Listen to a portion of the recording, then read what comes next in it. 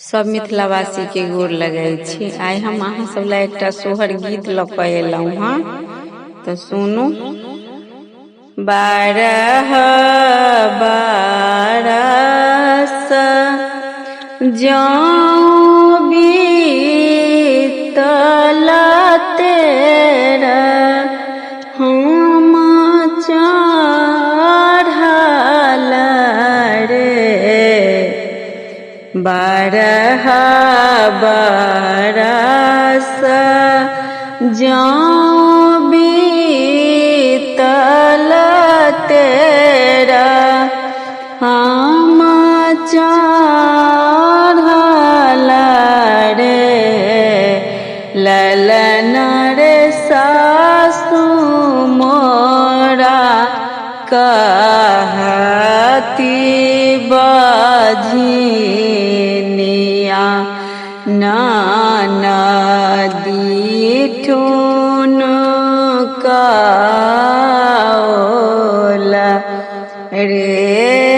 ललन रे गोतनी मोरा खल खल हँसथी की सबटा संपत्ति हमरे है तेरे। ललन रे गोतनी मोरा खल खल हँसई के सबटा संपत्ति हमरे है तेरे।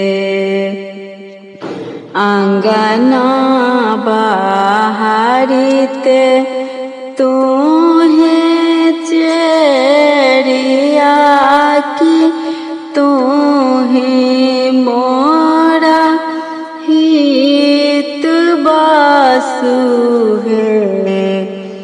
चेरिया है आनी दाह जहर कपूरी जहर खाए मरबै।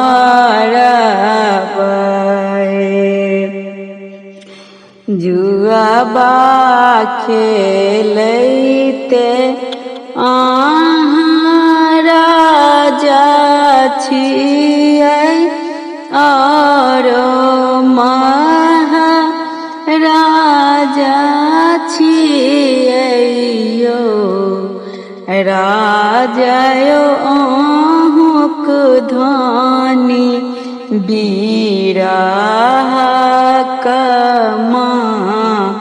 तल जहर बिख खाएत है। एक जुआ फेंक लानी बेल तारा दोसर बाबूर तारा रे।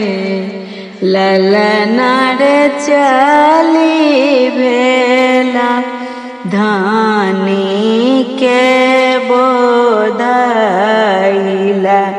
की किया धानी मरबहे। अंगना में पोखरी खूना जाग करा ए बरे। ललन रे देवई में सबटा संपत्ति लुटाए की एको गोने राखबरे। ललन रे देवई में सबटा संपत्ति लुटाए कि एको गोने राखब रे। धन्यवाद। नीक लागा तो हमर मैथिली लोकप्रिय चैनल के अपन सब मिथिलावासी लाइक, सब्सक्राइब, शेयर, कमेंट क देवे।